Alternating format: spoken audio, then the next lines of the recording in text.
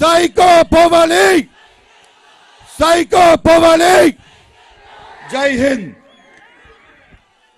మన ప్రియతమ నేత, బడుగు బలహీన వర్గాల భగవంతుడు, ఎంతో ముందు చూపున్నటువంటి విజనరీ, ప్రపంచంలోనే అవినీతి మచ్చలేని నాయకుడు, కార్యకర్తలే నా ఊపిరి అని భావించే మన చంద్రన్న మన కోసం వచ్చాడు. మనందరి తరపున ప్రసంగించవలసిందిగా చంద్రన్న గారిని కోరుతున్నాను.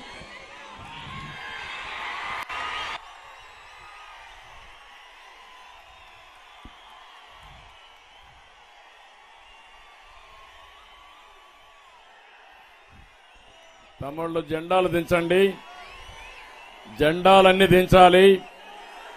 మళ్ళీ మీటింగ్ అయినా ఎగరేద్దాం, వెనకనాళ్ళు కనపడాలి. జెండాలన్నీ దించండి, అన్ని జెండాలు దించాలి. నా మాట మీరు వినాలి, దించాలి, దించాలి, తప్పదు.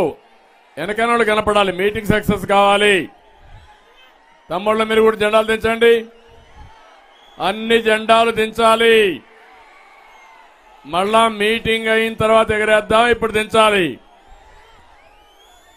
మీరు కూడా అందరూ తమ్ముళ్ళు మీరు కూడా ప్లీజ్ దించండి తొందరగా.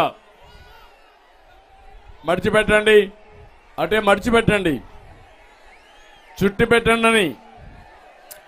ఇనుమా ఒక 10 నిమిషాలు ఉండాలి ఆయన మాట. అట్లా కిందన పెట్టి మళ్ళా ఎత్తుకో, కిందన పెట్టండి, పక్కన పెట్టండి, మళ్ళా తీసుకుందరు. అన్నీ దించండి.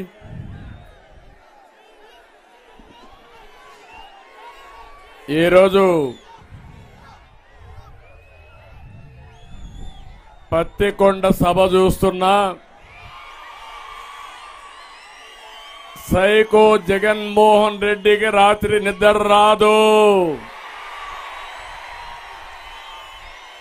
టీవీలు పగలుతాయా, లేకపోతే ఇంట్లో ఏం జరుగుతుందో తాడేపల్లి ప్యాలెస్ లో చూస్తే తెలుస్తుంది. ఈ రోజు ఇక్కడికి వచ్చిన మిమ్మల్ని చూస్తామంటే నాకు అనిపిస్తుంది తెలుగుదేశం జనసేన గెలుపు ఎవ్వరు ఆపలేరు. గెలుపు మనదే. అవునా కాదా అని లాస్ట్ లో అడుగుతున్నా.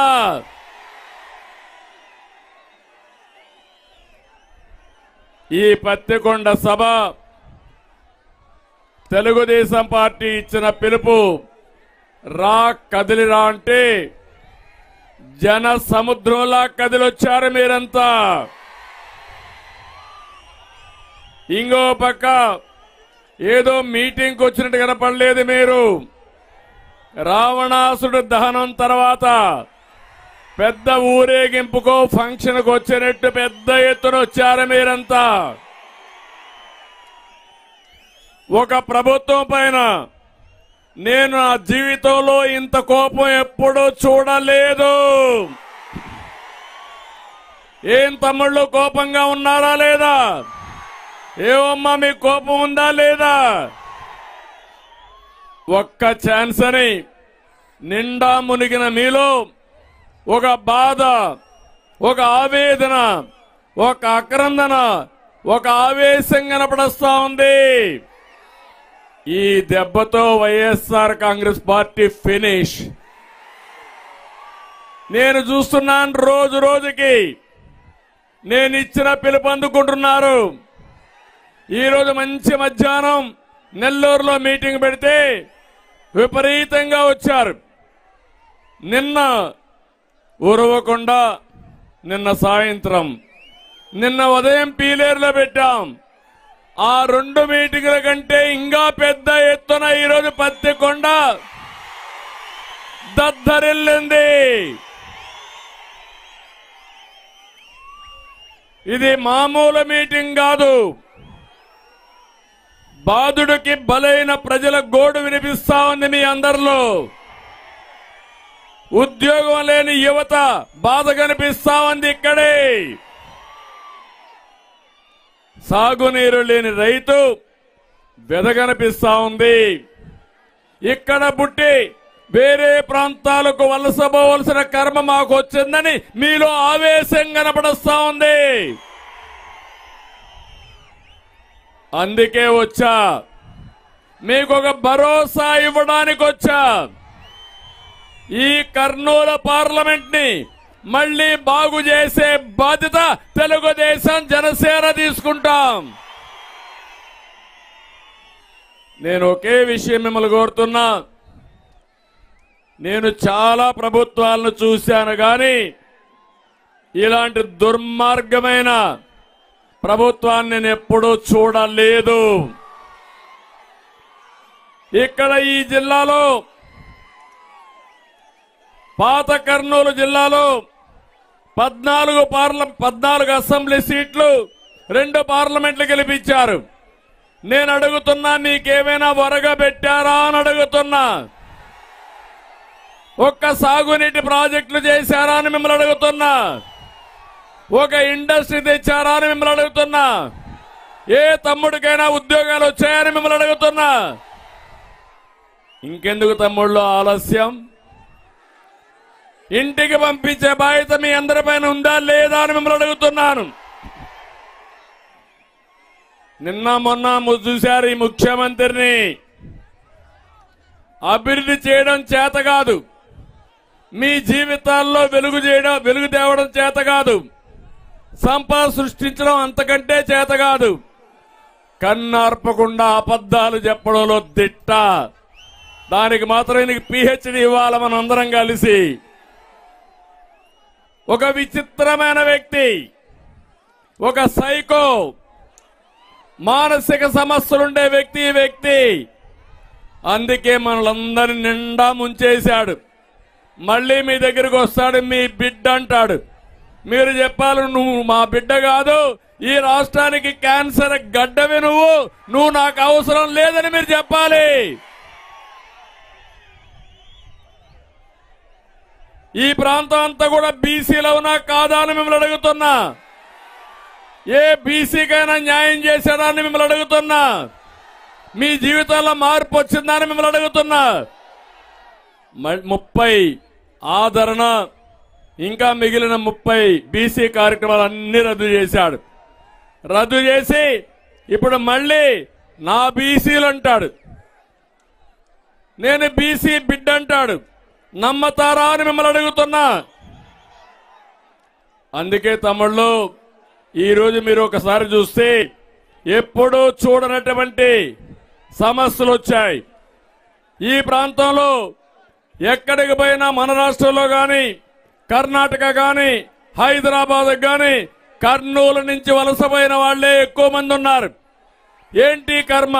నేను ఒకటే చెప్తున్నా, సాగునీటి ప్రాజెక్టులు పూర్తి చేస్తాం, ఉపాధి కల్పిస్తాం. ఇక్కడి నుంచి వలసలు ఆపే బాధ్యత తెలుగుదేశం జనసేన తీసుకుంటాం. ఇంకో పక్క ఈరోజు వెనుకబడిన వర్గాలు ఉన్నారు ఇక్కడ. మీరు తెలుగుదేశం పార్టీకి కంచు కోట. ఇప్పుడు కేఈ కృష్ణమూర్తి గారు ఇక్కడే ఉన్నారు. మొదటి నుంచి కూడా ఈ ప్రాంత అభివృద్ధి కోసం పనిచేస్తున్నారు. అలాంటి కృష్ణమూర్తి గారు ఒక వెనుకబడిన వర్గాల వ్యక్తి. ఆయన్ని డిప్యూటీ సీఎం చేసిన పార్టీ తెలుగుదేశం పార్టీ అని చెప్పి నేను మీకు తెలియజేస్తున్నా.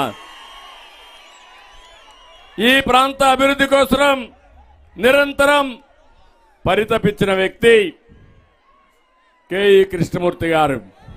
ఒక కేఈ కృష్ణమూర్తి కాదు, ఈరోజు యనమల రామకృష్ణ దగ్గర నుంచి అనేక మంది బీసీ నాయకుల్ని రాష్ట్రానికి అందించిన పార్టీ తెలుగుదేశం పార్టీ.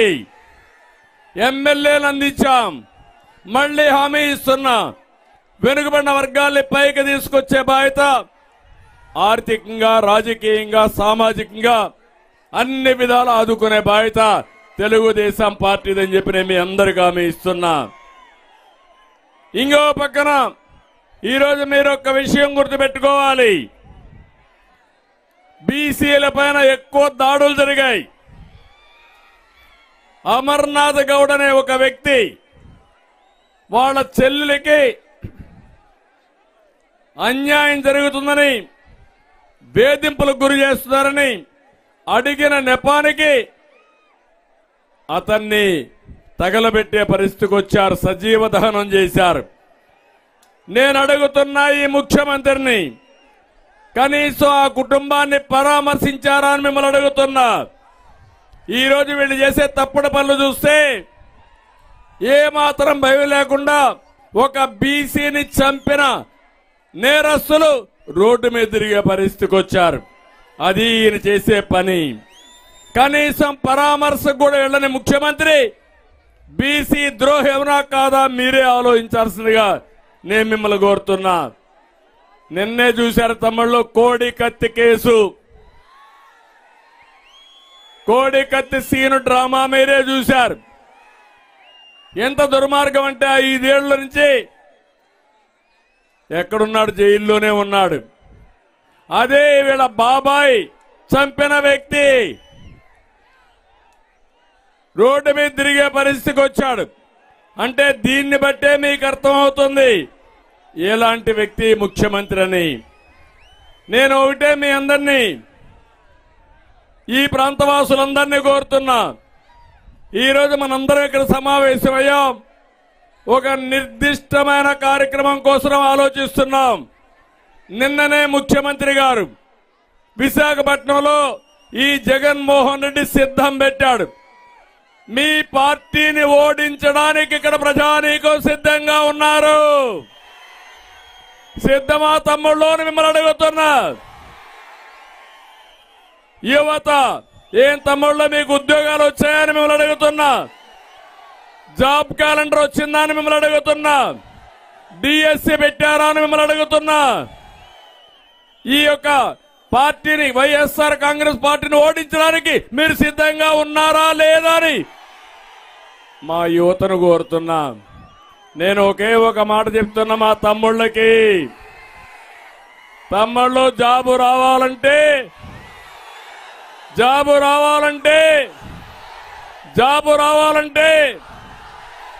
సిద్ధమా మీరు అడుగుతున్నా. సంవత్సరానికి 4 లక్షల ఉద్యోగాలు, యువగళం కింద 20 లక్షల ఉద్యోగాలు ఇప్పించే బాధ్యత నాది. డిఎస్సి పెడతాం, జాబ్ క్యాలెండర్ ఇస్తాం, ప్రతి ఒక్క తమ్ముడికి ఉద్యోగాలు కల్పిస్తాను. అదే కాదు, ఇంకో పక్క మీరు ఇంట్లో కూర్చొని వర్క్ ఫ్రం హోమ్, హైదరాబాద్కు వలస అవసరంలా, బెంగళూరుకు అవసరంలా, మీ ఊర్లో కూర్చొని ప్రపంచం మొత్తం పనిచేసే విధానానికి నేను శ్రీకారం చుడతానని చెప్పి నేను మీకు తెలియజేస్తున్నా. ఒకవేళ ఇంట్లో వస్తువులు సరిగా లేకపోతే వర్క్ స్టేషన్లు క్రియేట్ చేస్తాం. మీకు ఉద్యోగం వచ్చే వరకు మీ అందరికీ నెలకు 3,000 రూపాయలు ఇచ్చి అమ్మా నాన్న పైన ఆధారపడకుండా ఒక అన్నగా నేను గౌరవిస్తారని మా యువత అందరికీ హామీ ఇస్తున్నా.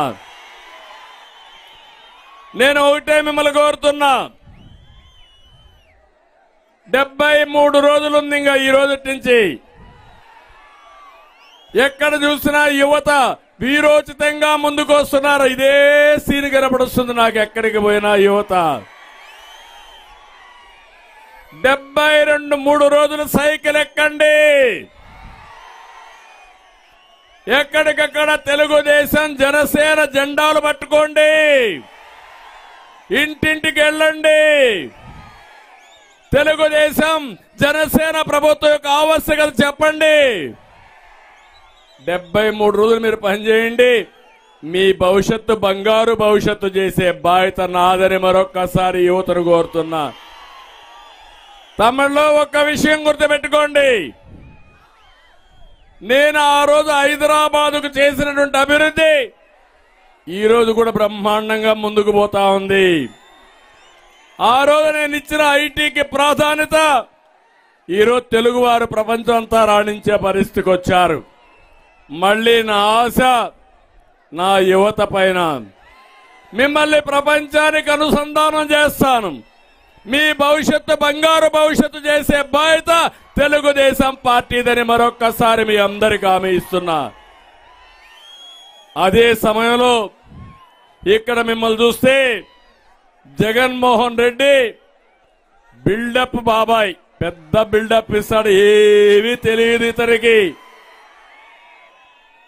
మొన్నే ఇండియా టుడే ఇంటర్వ్యూ చేశాడు, చూసారా మీరంతా?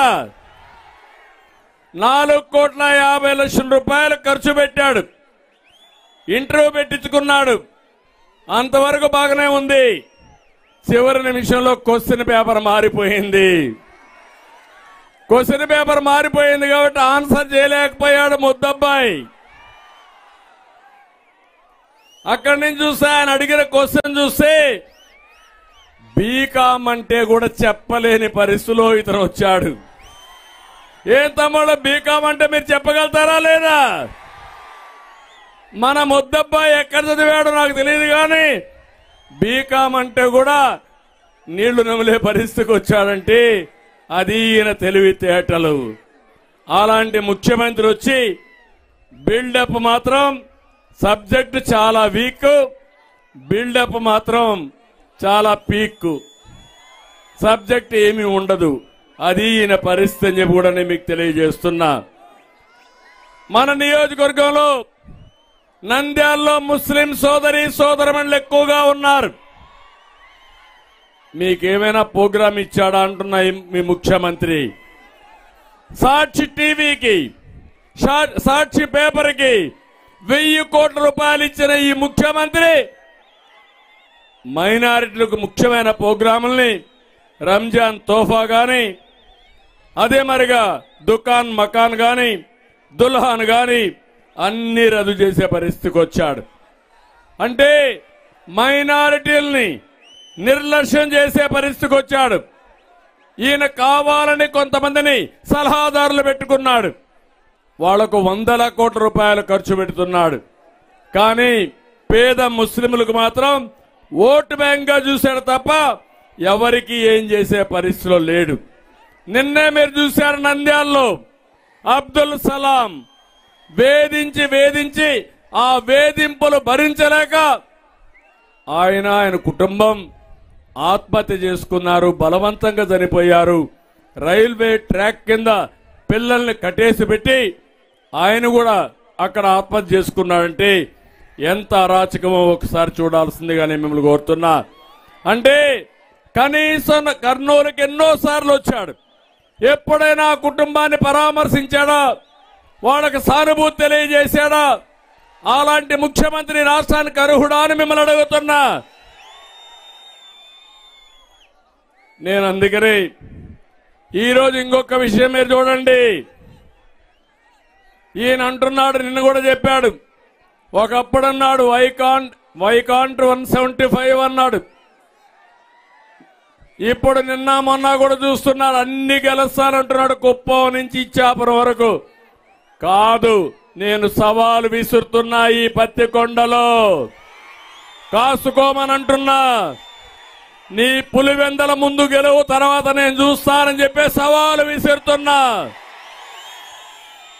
తమిళ్ళు నేను ఎప్పుడూ చూడలేదు రాజకీయాల్లో, 45 ఏళ్లుగా చూస్తున్నా. 45 ఏళ్ళలో ఏ రాజకీయ పార్టీ కూడా ఎన్నికలు వచ్చినప్పుడు హుషారుగా ఉంటారు, కనీసం ఎన్నికలు సమర్థవంతంగా ఫేస్ చేస్తారు. ఎన్నికలు రాకమునిపే యుద్ధ రంగా నుంచి పారిపోయిన పార్టీ వైఎస్ఆర్ కాంగ్రెస్ పార్టీ. 68 మంది ఇప్పటికే అభ్యర్థుల్ని మార్చాడు, దాంట్లో 29 మందికి సీట్లు ఇవ్వనున్నాడు. దీంట్లో మెజారిటీ ఎస్సీలు, ఎస్టీలు, బీసీలే ఉన్నారు.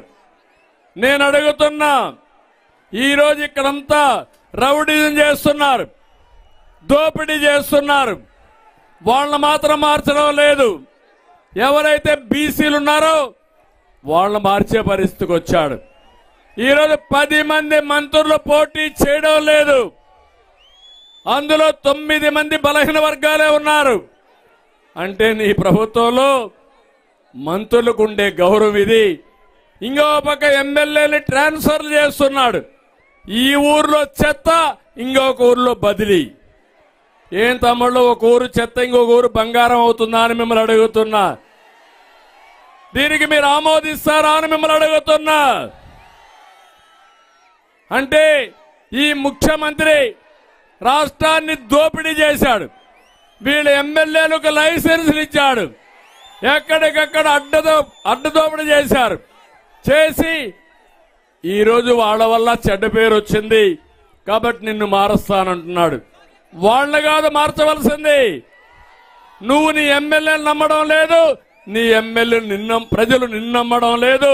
నిన్ను ఓడించబోయేది ఈ ఎన్నికల్లో ఈ ప్రజా సమూహం అని చెప్పి నేను మీకు తెలియజేసుకుంటున్నా. అందుకే ఒక విషయం మీరు చూస్తే వైఎస్ఆర్ కాంగ్రెస్ పార్టీకి ఒకటే అడుగుతున్నా. నేను ఈ కర్నూలు నియోజకవర్గంలో ఒక్క పని మీరు చేశారా అని అడుగుతున్నా. ఒక్క అభివృద్ధి కార్యక్రమం మీరు చేశారా అని మళ్ళా నిలదీస్తున్నా. ఒక్క అభివృద్ధి కార్యక్రమం చేయలేదు. సంక్షేమ కార్యక్రమాలు చేశామని ఉదరగొడుతున్నారు. నేను ప్రారంభించిన 100 సంక్షేమ కార్యక్రమాలు రద్దు చేసిన ప్రభుత్వం ఈ వైఎస్ఆర్ కాంగ్రెస్ పార్టీ. తమిళలో మీకు అన్నా క్యాంటీన్ ఉందా ఇప్పుడని అడుగుతున్నా మిమ్మల్ని. చంద్రన్న బీమా ఉందా అని మిమ్మల్ని అడుగుతున్నా. విదేశ విద్య ఉందా అని మిమ్మల్ని అడుగుతున్నా. బీసీలకు, ఎస్సీలకు, ఎస్టీలకు, మైనారిటీలకి నిధులు పెట్టాడా అని మిమ్మల్ని అడుగుతున్నా. ఏది లేకుండా మిమ్మల్ని అందరినీ కూడా ఇబ్బంది పెట్టే పరిస్థితికి వచ్చాడు. సమాజంలో ప్రతి ఒక్కరూ బాధితులే, అందులో నేను కూడా బాధితుణ్ణి. అవునా కాదా అని మిమ్మల్ని అడుగుతున్నా. ఎన్ని తప్పుడు కేసులు పెట్టారో ఒక్కసారి మీరు ఆలోచించమని కోరుతున్నా. ఇలాంటి దుర్మార్గమైన పార్టీని మన జీవితంలో ఎప్పుడైనా చూసావా తమ్ముళ్ళు అని అడుగుతున్నా. అందుకే నేను అంటున్నా, జగన్మోహన్ రెడ్డిని ఓడించడానికి జనం ఊరూరు సిద్ధంగా ఉన్నారు. మిమ్మల్ని ఇంటికి పంపడానికి అన్నదాతలు సిద్ధంగా ఉన్నారు. మిమ్మల్ని తరిమి కొట్టడానికి కసితో మా తమ్ముళ్ళు సిద్ధంగా ఉన్నారు. మీ జెండా పాతి పెట్టడానికి ద్రోహానికి గురైన బడుగు బలహీన వర్గాలు సిద్ధంగా ఉన్నారు. నీ అధికార అహంకారాన్ని దించడానికి ప్రభుత్వ ఉద్యోగులు కూడా సిద్ధంగా ఉన్నారు. రేపు ఎన్నికలైన తర్వాత మీ వాళ్లే నీ జెండా పీకేయడానికి కూడా సిద్ధంగా ఉన్నారు. వైఎస్ఆర్ కాంగ్రెస్ వాళ్లే. ఓవరాల్ గా వైఎస్ఆర్ కాంగ్రెస్ పార్టీని భూస్థాపితం చేయాలా లేదా అని మిమ్మల్ని అడుగుతున్నా. ప్రతి ఇంటిని, ప్రతి ఊరిని, ప్రతి ప్రాంతాన్ని నాశనం చేసిన చరిత్రహీనుడు ఈ జగన్మోహన్ రెడ్డి. ఈ జగన్కు తెలిసింది రద్దులు, గుద్దులు, బొక్కుడు, నొక్కుడు, కూల్చివేతలు, దాడులు, కేసులు తప్ప ఏమీ తెలియదు. అందుకే 5 ఏళ్లు బాధపడుతున్నాం. నేను అందుకే భరోసా ఇవ్వడానికి వచ్చా. మళ్ళీ మీ భవిష్యత్తు బంగారు భవిష్యత్తు చేసే బాధ్యత తెలుగుదేశం, జనసేన తీసుకుంటామని చెప్పి నేను మీ అందరికీ విజ్ఞప్తి చేస్తున్నా. ఈ జిల్లా ఉంది 365 కోట్లతో జైన్ ఇరిగేషన్ ప్రాజెక్ట్ ని మొదలుపెట్టాను. దాన్ని కూడా నిలిపేశాడు. నేను అడుగుతున్నా, అది ఆ ప్రాజెక్ట్ వచ్చుంటే మైక్రో ఇరిగేషన్ లో మంచి ప్రాజెక్ట్ అయ్యేది. నేనున్నప్పుడు రాయలసీమకి, ఈ కరువు ప్రాంతాలకి 90% సబ్సిడీతో డ్రిప్ ఇరిగేషన్ ఇచ్చారు. ఈరోజు ఉందా తమ్ముళ్ళు అని మిమ్మల్ని అడుగుతున్నా. మళ్ళీ హామీ ఇస్తున్నా. ఇప్పుడే శ్యాంబాబు అడిగినట్టు మళ్ళీ 90%తో డ్రిప్ ఇరిగేషన్ ఇచ్చే, సబ్సిడీతో డ్రిప్ ఇరిగేషన్ ఇచ్చే బాధ్యత నాదని మా రాయలసీమ ప్రజలందరికీ తెలియజేస్తున్నా. నందికొట్కూరులో మెగా సీడ్ పార్క్ తీసుకొచ్చాం 650 కోట్లతో. అది కూడా పోయే పరిస్థితి వచ్చింది. కర్నూలులో మీరు ఒకసారి చూస్తే నేనే ఆ రోజు ఎయిర్పోర్ట్ ఉండాలి, కర్నూలు జిల్లా అభివృద్ధి కావాలని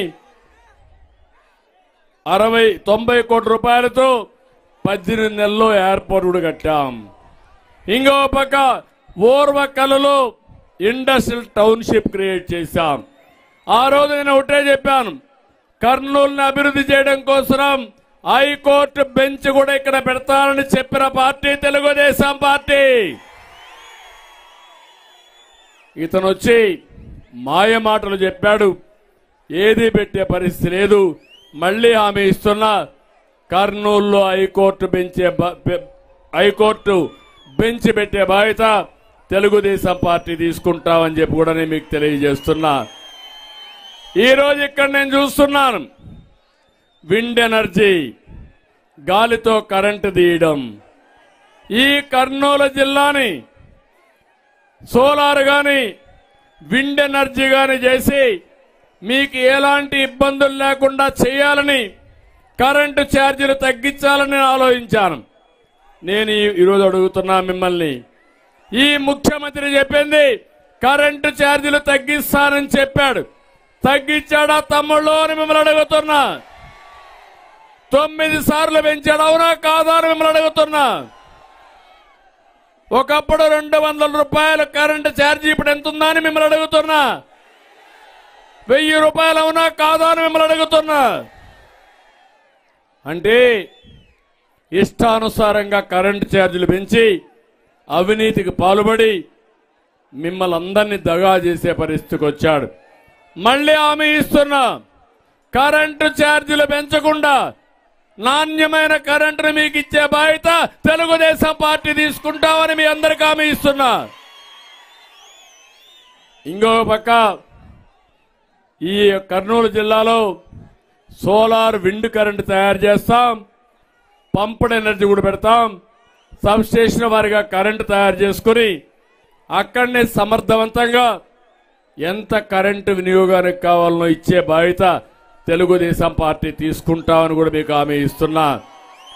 రైతులందరికీ ఒకటి హామీ ఇస్తున్నాను, మీకందరికీ సోలార్ ఎనర్జీ ఇచ్చి మీరే కరెంటు ఉత్పత్తి చేసుకుని మీకు అవసరమైన కరెంటు వాడుకుని, అవసరమైతే మీ ఇండ్లకు కూడా వాడుకుని మిగులు కరెంటు గవర్నమెంట్కి ఇచ్చేడుగా ఏర్పాటు చేసే బాధ్యత నాది. దానివల్ల మీకు డబ్బులు కూడా వస్తాయి. ఇది అసాధ్యమేం కాదు, ఇది సాధ్యం. అందుకని నేను ఎక్కడికక్కడ స్థానికంగా కరెంటు ఉత్పత్తి చేసుకుంటే ట్రాన్స్మిషన్ లాసెస్ ఉండవు, తద్వారా కరెంటు ఛార్జీలు కూడా బాగా తగ్గుతాయి. మీరు ఉత్పత్తి చేస్తే మిగుళ్ళ కరెంటు గవర్నమెంట్కి ఇవ్వగలిగితే దానికి డబ్బులు కూడా ఇచ్చే పరిస్థితి వస్తుంది. రాబోయే రోజుల్లో ఒకప్పుడు ఐటీని డెవలప్ చేశాం, ఇన్ఫ్రాస్ట్రక్చర్ డెవలప్ చేశాం, ఇప్పుడు ఎనర్జీ పైన శ్రద్ధ పెడతా ప్రతి ఒక్క రైతును రాజు చేసే బాధ్యత కరెంటు ఉత్పత్తి చేసి మీరు వాడుకునే విధంగా చేసి మిగులు కరెంటు గవర్నమెంట్ కొనే విధంగా చేస్తామని కూడా మీకు హామీ ఇస్తున్నా. ఏం తమ్ముళ్ళు మీరందరూ చూశారు, ఆ రోజు ఈ ముఖ్యమంత్రి మద్యపాన నిషేధం చేస్తా అన్నాడా లేదా? చేశాడా మద్యపాన నిషేధం? కానీ మా తమ్ముళ్ళు కొంతమందికి బలహీనత తెచ్చాడు, మా తమ్ముడు తెచ్చాడు పాపం. ఇంకా కొంతమంది మంది బాబులు ఉంటారు, తెచ్చుంటారు ఇక్కడే. ఒకప్పుడు క్వార్టర్ బాటిల్ 60 రూపాయలు నా పీరియడ్లో, అవునా కాదా? ఇప్పుడు ఎంత అమ్ముతున్నారు?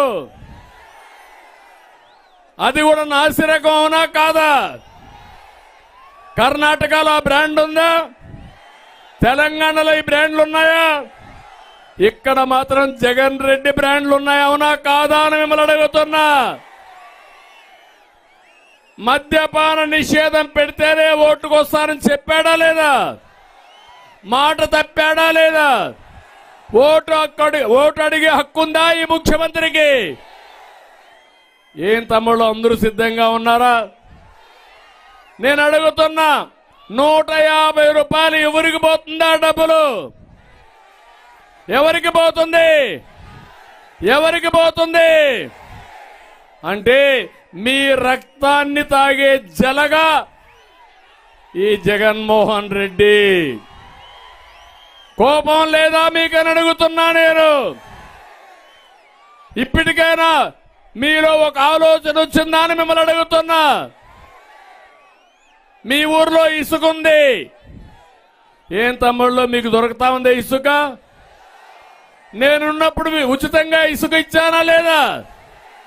ఇప్పుడు ఇసుక కూడా రెక్కలు వచ్చాయా లేదా? అంటే ఏంటి అరాచకం? ఎమ్మెల్యేలంతా ఇసుక దొంగ వ్యాపారం, ఎక్కడ చూసినా ఇసుక వ్యాపారం చేసి కర్ణాటకకు బెంగళూరు పంపిస్తారు, హైదరాబాద్ పంపిస్తారు, కోట్ల రూపాయలు దోచేసే పరిస్థితికి వచ్చారు. అదేవిధంగా ఇక్కడ అడుగుతున్నాం, ధరలు పెరిగాయా లేదా తమ్ముళ్ళు? అన్ని పెరిగాయా లేదా? నిత్యావసర వస్తువుల ధరలు పెరిగాయి, ఆర్టీసీ రేట్లు పెరిగాయి, కరెంటు ఛార్జీలు పెరిగాయి, పన్నులు విపరీతంగా పెరిగి కడాన ఎంతవరకు పెరిగిపోయాయంటే చెత్త మీద కూడా పన్నులేసే పరిస్థితికి వచ్చారని చెప్పి కూడా నేను మీకు తెలియజేస్తున్నా. నేను ఒకటే ఆలోచించాను, రాయలసీమ ఒకప్పుడు రతనాల సీమ, నీళ్ళిస్తే బంగారు పండించే రైతాంగం. అందుకే ఇక్కడ మీరు చూసినప్పుడు అన్ని ప్రాజెక్టులు నేను ప్రారంభించాను. గుండ్రేవుల, వేదావతి, ఎల్ఎల్సి, ఆర్డిఎస్ అన్నిటికీ నిధులిచ్చాం. ముఖ్యంగా మీరు ఆలోచిస్తే ఇక్కడ ఈ ప్రాంతంలో ఈ ప్రాజెక్టులు వస్తే తప్ప నీళ్లు రావు. రాఘవేంద్ర ప్రాజెక్టు, గురు రాఘవేంద్ర ప్రాజెక్టుకి 1800 కోట్లు ఖర్చు పెట్టిన పార్టీ తెలుగుదేశం పార్టీ. అవునా కాదా అని మిమ్మల్ని అడుగుతున్నా. ఇంకో పక్క డోను పత్తికొండలో నీళ్లు తేవడానికి హంద్రి నీవా ద్వారా లిఫ్ట్ ఇరిగేషన్లు పెట్టి 68 చెరువులకు నీళ్లు ఇవ్వాలని 250 కోట్ల రూపాయలు శాంక్షన్ చేశాం. 70% పూర్తయింది. కేఈ కృష్ణమూర్తి గారు ఎప్పుడు అడిగేవారు, ఈరోజు జరిగిందా తమ్ముళ్ళు అని అడుగుతున్నా మిమ్మల్ని. మళ్ళీ హామీ ఇస్తున్నా, ఈ హంద్రి నీవా లిఫ్ట్ ఇరిగేషన్ ద్వారా నీళ్లిచ్చే బాధ్యత నాది. అన్ని చెరువులకు నీళ్లు ఇస్తామని మరొకసారి హామీ ఇస్తున్నా. వేదావతి కూడా పూర్తి చేసి తద్వారా ఆలూరు గాని ఈ మెట్ట ప్రాంతాలు బాగుపడతాయి. నేను ఒకటే ఆలోచించాను, రాయలసీమకు నీళ్లు రావాలంటే శ్రీశైలం దగ్గర నుంచి రావాలి, అదే మరి తుంగభద్ర దగ్గర నుంచి రావాలి. ఈ రెండు పైన కూడా ప్రాజెక్టులు కడుతున్నారు. అందుకే గోదావరి నీళ్లు రాయలసీమకు తేవాలని నా సంకల్పం. పట్టసీమలో 120 టీఎంసీ నీళ్లు తీసుకొచ్చి కృష్ణా డెల్టాకి ఇచ్చి ఆ నీళ్లు శ్రీశైలం నుంచి రాయలసీమకి ఇచ్చాను. అన్ని ప్రాజెక్టులు పూర్తి చేశాను.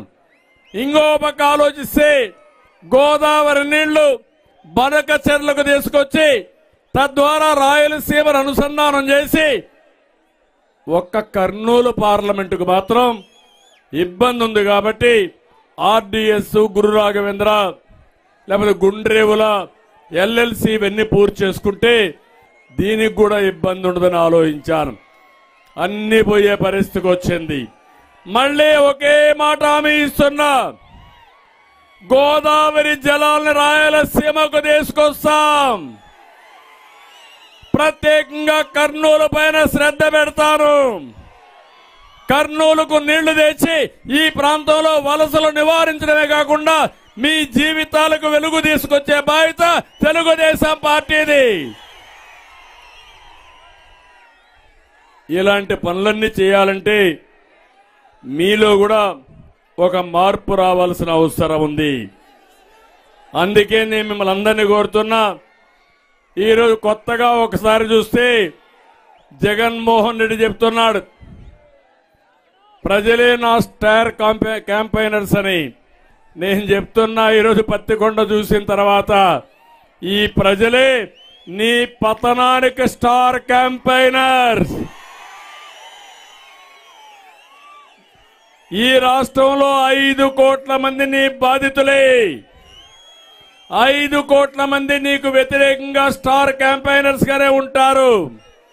నువ్వు డ్రామాలు ఆడడం మానేయి. నువ్వేం చేశావో నిన్నటి వరకు అందరినీ బెదిరించావు. ఇప్పుడు అందరూ కలిసి నీ అంతు చూసే పరిస్థితికి వస్తారు. అది ఎక్కువ సమయం లేదని చెప్పి కూడా నేను మీకు తెలియజేస్తున్నా. ముఖ్యమంత్రి అంటున్నాడు నాకేమీ పేపర్ లేదు, టీవీ లేదు అంటాడు. పేపర్ లేదా, టీవీ లేదా, అబద్ధాలు చెప్తున్నాడా లేదా అని మిమ్మల్ని అడుగుతున్నా. ఎక్కడ చూసినా ఇలాంటి అబద్ధాలు చెప్పి పబ్బం గడుపుకునే పరిస్థితికి వచ్చాడు ఈ ముఖ్యమంత్రి. నేను అందుకనే ఈరోజు రాష్ట్రానికి ఒక పిలిపిస్తున్నా. కలియుగ భస్మాసురుడు ఈ జగన్మోహన్ రెడ్డి. ఆ రోజు శివుడు వరం ఇచ్చినట్టు ప్రజలు మీరు వరం ఇచ్చారు ఈ భస్మాసురుడికి. మీ ఓటుతో అధికారం వచ్చి మీ నెత్తిన చేయబెట్టే పరిస్థితికి వచ్చాడు. ఇప్పుడు నేను ఒకటే కోరుతున్నా, రేపు ఎన్నికల్లో మళ్ళీ ఆ ఓటుతో ఈ భస్మాసురుడిని వధించే బాధ్యత మీ అందరికీ ఉంది. సిద్ధంగా ఉన్నారా అని చెప్పి మిమ్మల్ని అడుగుతున్నా. తమ్ముళ్ళు, ఇదే కాదు, ఈరోజు నేను ఒక నిర్దిష్టమైన ఆలోచనతో వచ్చాను. భవిష్యత్ గ్యారంటీ కింద సూపర్ 6 మీకు ఇచ్చాను. అందులో మొట్టమొదటిది మా ఆడబిడ్డల కోసం ఇచ్చాను మహాశక్తి ప్రోగ్రాం. ఆడబిడ్డ నిధి కింద ప్రతి ఒక్క మహిళకి 1500 రూపాయలు ఇచ్చే బాధ్యత నేను తీసుకుంటానని చెప్పి నేను మీకు తెలియజేస్తున్నా. ఇంట్లో ఎంతమంది ఉంటే అంతమందికి ఇస్తాం. తల్లికి వందనం కింద ఇంట్లో పిల్లలందరినీ చదివించే బాధ్యత, ఒక్కొక్కరికి 15,000 ఇచ్చే బాధ్యత తెలుగుదేశం పార్టీ తీసుకుంటాం.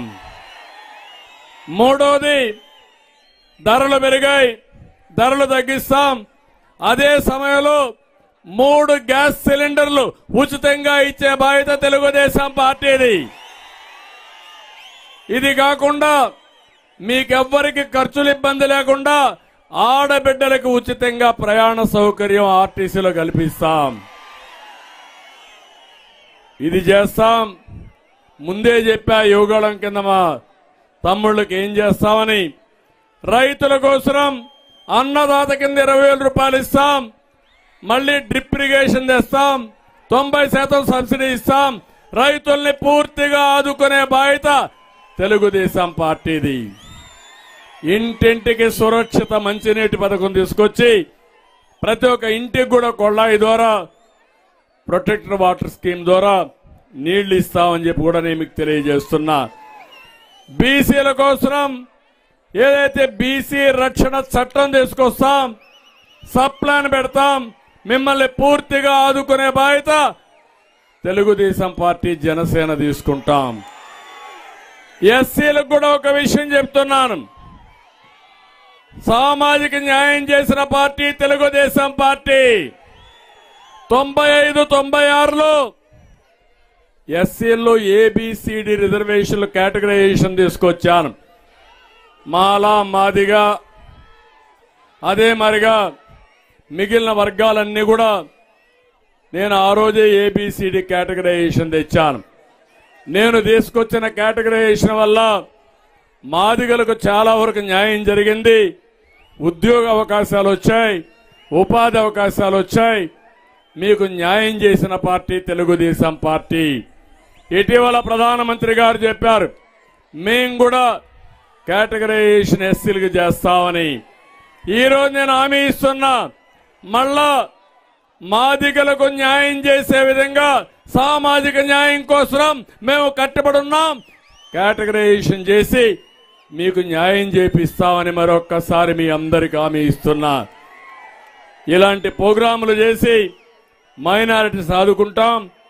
అందరి కోసం ప్రత్యేకమైన ప్రణాళికలు పెట్టి సమాజంలో అందరికీ న్యాయం చేసే బాధ్యత తీసుకుంటాను. తమిళలో నేను ఇవన్నీ చేస్తా ఉంటే ఇక్కడ ఎమ్మెల్యేలు ఉన్నారు. పత్తికొండ ఎమ్మెల్యే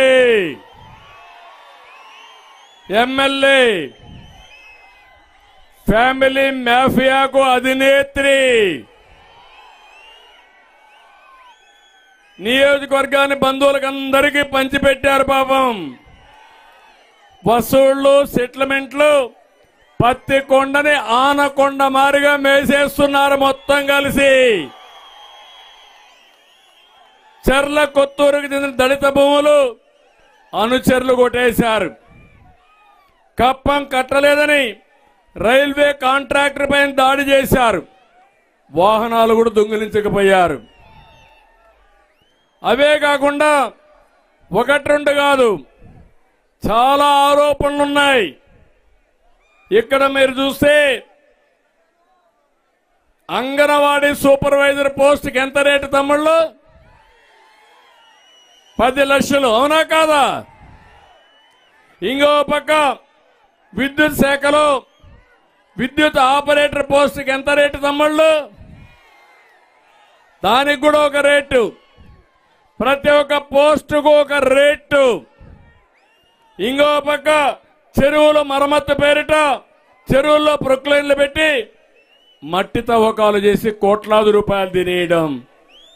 కర్ణాటక, గోవా నుంచి మద్యం తెచ్చి ఎక్కడికక్కడ అమ్ముకోవడం. ఇది కాకుండా నియోజకవర్గంలో కడాన మద్యం దుకాణం దగ్గర నీళ్లు పెడితే ఆ నీళ్లు ప్యాకెట్స్ ఉంటే దాంట్లో కూడా డబ్బులు. అవునా? నిజమేనా ఇవన్నీ? నేను వైఎస్ఆర్ కాంగ్రెస్ పార్టీ నాయకులు చూస్తున్నా ఎంత ఇన్నోవేటివ్గా ఉన్నారంటే అవినీతిలో అనునిత్యం కొత్త కొత్త పోకడలు, కొత్త కొత్త విధానాలు. ఇక్కడి నుంచి ఇంకో పక్క చూస్తే పత్తికొండ కనకదిన్న ఇసుక రీచ్ నుంచి ప్రతిరోజు ఎన్ని వందల ట్రాక్టర్లు పోతున్నాయి తమ్ముళ్ళు అని మిమ్మల్ని అడుగుతున్నా. అంటే నేను అడుగుతున్నా, పాపం జయరాం ఆయన ఒక ఎమ్మెల్యే, మంత్రి. నేనే ఆ రోజు చాలాసార్లు చెప్పా, అలాంటి వ్యక్తిని అప్పుడు ముఖ్యమంత్రి ఏం మాట్లాడలేదు. ఇప్పుడేం చేశాడు? ఆ ముఖ్యమంత్రిని, ఆ మంత్రిని జయరాంని ఆలూరు నుంచి ప్యాక్ చేసి ఎక్కడికి పంపించాడు? ఎంపీకి పంపించాడా లేదా? ఎంపీకి పంపిస్తే నాకు ఈ ఎంపీ సీట్ వద్దని పారిపోయాడు. అవునా కాదా అని మిమ్మల్ని అడుగుతున్నా. ఆయన పారిపోయాడు.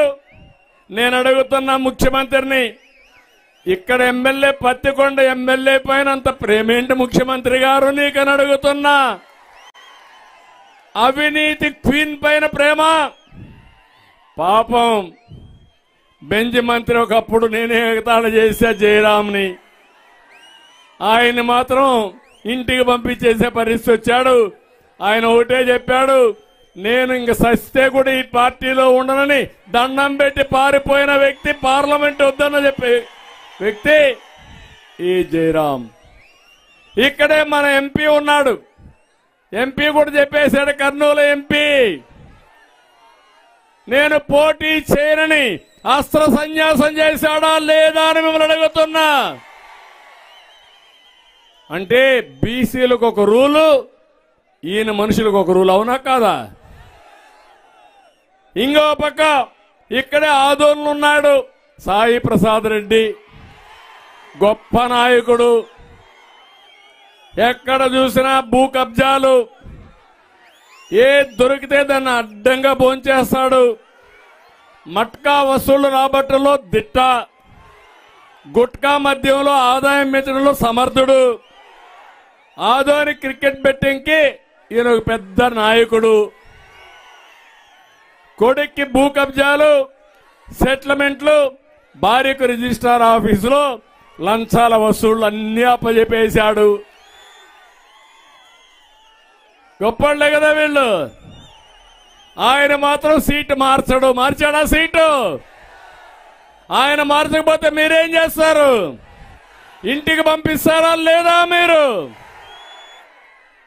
ఆయన తమ్ముడు ఇంకొక ఆయన ఉన్నాడు మంత్రాలయంలో. మంత్రాలయం మొత్తం మింగేస్తున్నాడు. మొలిగనూరు, తుంగభద్ర, రామాపురం, ఇసుక రీచ్లన్నీ ఇనివే, అవునా కాదా? ఇసుకకు రెక్కలు వచ్చాయా లేదా? దోచేస్తున్నారా లేదా? సెంటు పట్టాల పేరుతో దళితుల భూములు హక్కున్నాడు. రాయల చెరువు నుండి మత్స్యకారులు తరివేసి చెరువును ఆక్రమించుకున్నాడు. కర్ణాటక మద్యం తీసుకొచ్చి ఇక్కడ వ్యాపారం చేస్తున్నాడు. ఏమనాలి నాయకుల్ని? వీళ్ళ నాయకులని మిమ్మల్ని అడుగుతున్నా. బాధ లేదా అని మిమ్మల్ని అడుగుతున్నా. మీకు రోషం ఉందా లేదా అని మిమ్మల్ని అడుగుతున్నా. వీళ్ళకి బుద్ధి చెప్తారా లేదా అని మిమ్మల్ని అడుగుతున్నా. ఇంకొక ఆయన ఎమ్మిగినూరు సొంత ఊరు కడిమెట్లో 100 ఎకరాల భూమి కొట్టేశాడు. 30 ఎకరాల దేవాలయ భూమిని కొట్టేశాడు. కడానాయని చెప్పేశారు, నీకు సీటే లేదు పొమ్మన్నాడు. ఇంటికి పంపించారు. ఇంకొక ఆయన కొడుమూరులో పేరుకి సుధాకర్, పెత్తనం అంతా షాడో ఎమ్మెల్యే హర్షవర్ధన్ రెడ్డి. భూములు, ఇసుక, ఎర్రమట్టి అన్నీ ఆయన సొంతం. రియల్ ఎస్టేట్ వెంచర్లో ఆయనకు 10% వాటా ఇవ్వాల్సింది. ఇప్పుడు సుధాకర్ సీటు మాత్రం పోయింది. విష్ణువర్ధన్ రెడ్డి పెత్తనం మాత్రం పెరిగింది.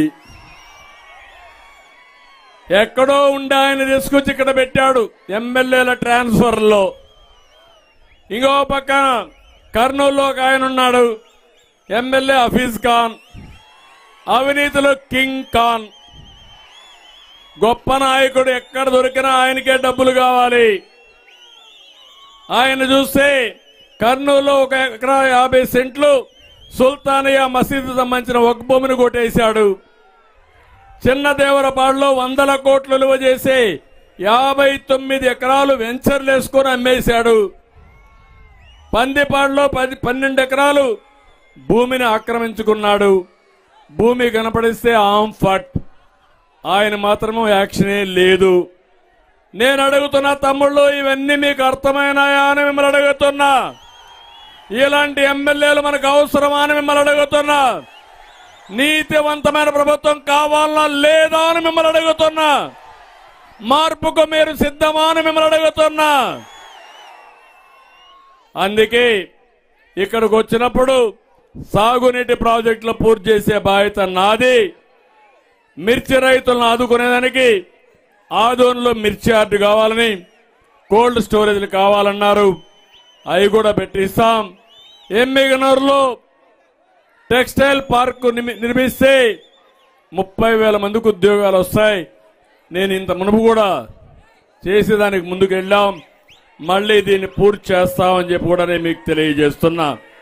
గోదు రాఘవేంద్ర ప్రాజెక్టులో ఎత్తిపోతల పథకాలకి కరెంటు బిల్లు కూడా కట్టకుండా అన్ని కూడా చెడిపోయే పరిస్థితికి వచ్చింది. పూర్తిగా రిపేర్లు చేసి మళ్లీ నీళ్లు ఇచ్చే బాధ్యత, కరెంటు ఛార్జీలు కట్టే బాధ్యత తెలుగుదేశం పార్టీ తీసుకుంటాం. అందుకే ఈరోజు మిమ్మల్ని చూస్తున్నా, చాలా సంతోషంగా ఉంది. నాకు ఏమాత్రం అనుమానం లేదు. పార్లమెంటు 7 అసెంబ్లీలు మనమే గెలుస్తున్నాం. అట్లని చెప్పి ఇంట్లో పడుకోవద్దండి. 73 రోజులు మీరు కష్టపడండి. మళ్ళీ ఈ యొక్క కర్నూలునే కాకుండా ఈ రాష్ట్రాన్ని పునర్నిర్మాణం చేసే బాధ్యత మనం అందరం తీసుకుందాం. అందుకే ఈరోజు నేను ఒక పిలిపిస్తున్నాను. రా కదిలిరా అనేది నా కోసరం కాదు, నాకు పదవి కోసరం కాదు, లేకపోతే జనసేన అధినేత పవన్ కళ్యాణ్ కోసరం కాదు. ఇది మీ కోసరం, మన పిల్లల భవిష్యత్తు కోసరం, భావి తరాల కోసం. అవునా కాదా అని మిమ్మల్ని అడుగుతున్నా. అవును అంటే గట్టిగా చప్పట్లు కూడా చెప్పండి, అవును అని. మార్పుకు మీరు సిద్ధమా అని మిమ్మల్ని అడుగుతున్నా. అందుకే మార్పుకు మీరు సిద్ధంగా ఉండాలి. ఆ తర్వాత మిమ్మల్ని అభివృద్ధి చేయడానికి నేను సిద్ధంగా ఉన్నానని చెప్పి నేను మీకు తెలియజేస్తున్నా. అందుకే రా కదిలిరా కార్యక్రమంలో వచ్చాను. ఇప్పుడు పిలిపిస్తున్నా. నేను చాలా సంతోషంగా కూడా ఉన్నా. నేను ఒక పిలిపిస్తే ఇన్ని లక్షల మంది, ఇన్ని లక్షల చేతులు, అదే మరిగా ప్రతి ఒక్కరు కూడా ఇంత సమర్థవంతంగా నాకు రెస్పాండ్ అయ్యారంటే చాలా ఆనందంగా ఉంది, గర్వపడుతున్నా. ఎక్కడ లేని శక్తి నాకు వచ్చింది ఈరోజు. తమ్ముళ్ళు, ఎప్పుడు నేను ఒకటే ఆలోచిస్తా, 20 సంవత్సరాల తర్వాత ఏం జరుగుతుందో ఆలోచించి ఈ రోజే ప్రారంభించే మనస్తత్వం నాది. అవునా కాదా అని మిమ్మల్ని అడుగుతున్నా. కొంతమంది నా విషయంలో వయసు గురించి మాట్లాడుతున్నారు. నాకు వయసు నెంబర్ మాత్రమే. అవునా కాదా? కొబ్బరికాయ కొట్టలేని వాడు కూడా నన్ను గురించి మాట్లాడతాడు. ఒళ్ళు వంచలేని వాళ్ళు కూడా నన్ను గురించి మాట్లాడతారు. నాకు ఒక ట్రాక్ రికార్డు ఉంది. హైదరాబాద్ అభివృద్ధి చేసిన ట్రాక్ రికార్డు నాది. అవునా కాదా? అదే మారుగా ఐటీని ప్రోత్సహించి నాలెడ్జ్ ఎకానమీలో తెలుగు వారిని అగ్రభాగాన పెట్టిన ట్రాక్ రికార్డు నాకుంది. అవునా కాదా అని మిమ్మల్ని అడుగుతున్నా. ఇప్పుడు నాకు ఒక బాధ్యత ఉంది. నష్టపోయిన ఆంధ్రప్రదేశ్ని బాగు చేసే బాధ్యత నాది.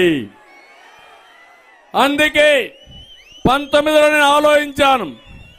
విజన్ 2029 తీసుకొచ్చాను. 2029కి భారతదేశంలో నెంబర్ 1 రాష్ట్రంగా ఆంధ్రప్రదేశ్ని తయారు చేయాలని కార్యక్రమాలు చేపట్టాను. అందులో భాగమే అమరావతి, అందులో భాగమే పోలవరం, అందులో భాగమే పరిశ్రమలు తేవడం, ఇండస్ట్రీ తీసుకురావడం, యువతని ముందుకు తీసుకుపోవడం. కానీ అవన్నీ కూడా దుర్మార్గుడు వచ్చి విధ్వంసం చేసే పరిస్థితికి వచ్చాడు. అందుకే ఈరోజు నా సంకల్పం మళ్ళీ ఇవన్నీ బాగు చేసి ఈ రాష్ట్రాన్ని ట్రాక్ లో పెట్టడం నా బాధ్యతగా నేను ఆలోచిస్తున్నా. నాకు పదవి కోసం కానీ కాదు, కానీ నా వల్ల 50% తెలుగు వాళ్ళు బాగుపడ్డారు. తెలుగు జాతి 10 కోట్లుంది, 5 కోట్ల మంది బాగున్నారు. తెలంగాణలో కానీ, వేరే రాష్ట్రాల్లో కానీ, వేరే దేశంలో కానీ మన రాష్ట్రంలో 5 కోట్ల మంది ఉన్నారు, దగాగా పడ్డారు. అలాంటి వారిని పైకి తీసుకొచ్చే బాధ్యత ఒక సీనియర్ రాజకీయ నాయకుడుగా 45 సంవత్సరాలు మీరు ఆదరించిన మీ సేవకుడుగా నా మీద బాధ్యత ఉంది, ఒక కుటుంబ పెద్దగా. అందుకే ఆలోచిస్తున్నా.